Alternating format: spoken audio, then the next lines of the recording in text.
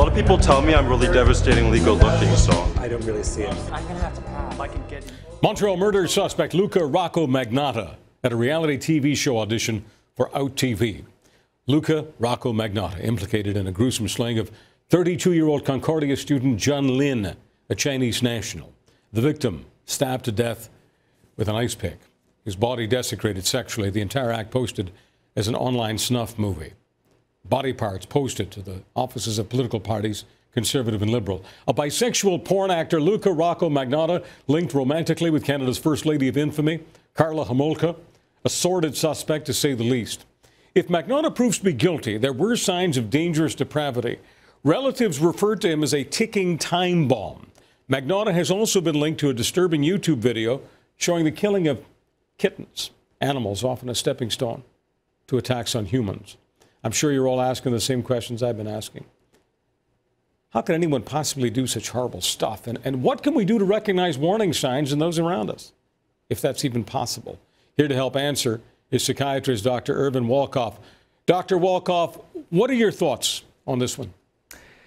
My thoughts are that in the end, you know, people really have avoided thinking about mental illness in every way. And that's particularly true of Luka Magnotta, and we've seen the results. You know, read today's Sun. There's a litany of things that he's done in his lifetime that come right out of a textbook of psychiatry, including fire setting, killing animals, a disregard and violation of other people's rights, a sense of specialness and entitlement that's not justified, but trying to live as though that were the case. And the clip from the reality show that you played is interesting because there's another part. After he says that people think he's devastatingly good looking, he says, if you look in my eyes, you'll see nothing inside. This man gave everyone signs from the time he was a kid that he was in fact a ticking time bomb. And with the understanding that someone can always slip through the cracks, it really irritates me that especially after arrests, charges, trials, nobody did anything about this man.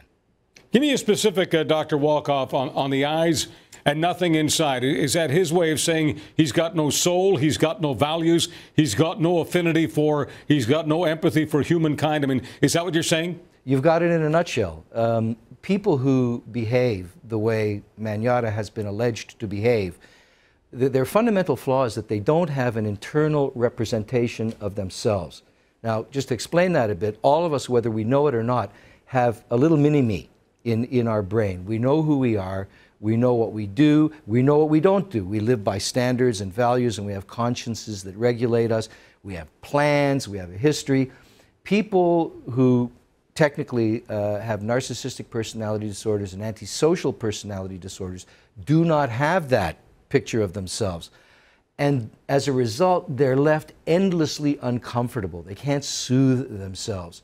They don't have an identity, they don't have a plan, and especially when you get into the antisocial personality end of that spectrum, the only way they can feel satisfied is by dominating and manipulating others, because there isn't another way. You know, you and I can get all kinds of satisfaction from other people. We can be colleagues, we can be friends, you know, we can be professional adversaries. There's all kinds of things that we can do.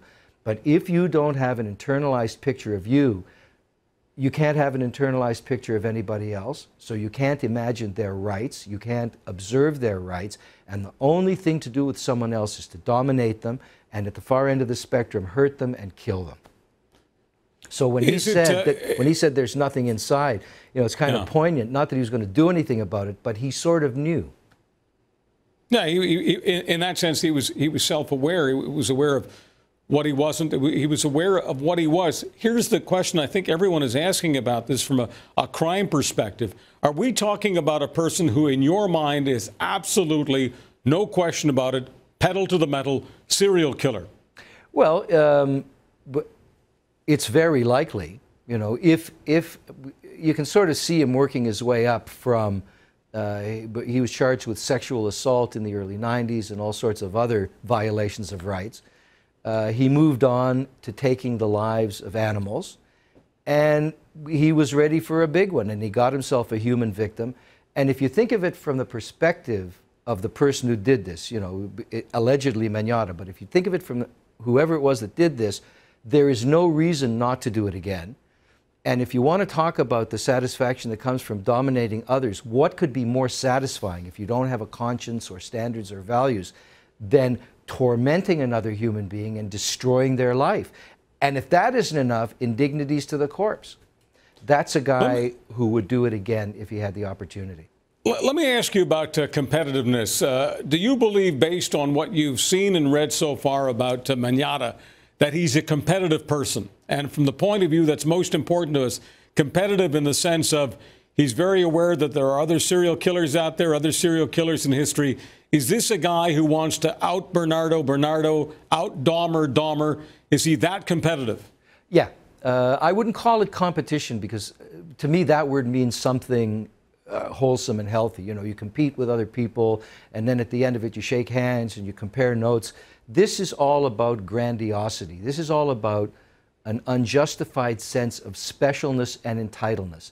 And if specialness and entitlement, and if your field is torture and murder, you want to do more than others. It's not so much a competition as achieving that mantle of greatness. He's getting exactly what he wants. You know, he's an international fugitive. He's in Paris. I don't get to go to Paris that often. He's in all the papers. He's in all the media. People are talking about his life. His picture is everywhere. Here's a fellow who's having a great time doing this kind of work. And in his mind, certainly, with that grandiosity and specialness, he would want to out Dahmer, out Bernardo. Irwin Wolkoff, thank you so much for the access as always. We'll talk to you again soon. Thanks very much, Dr. Irwin Wolkoff, psychiatrist in Toronto. We want to hear from you on this or any other topic, folks. Be a citizen of Adler Nation. Send email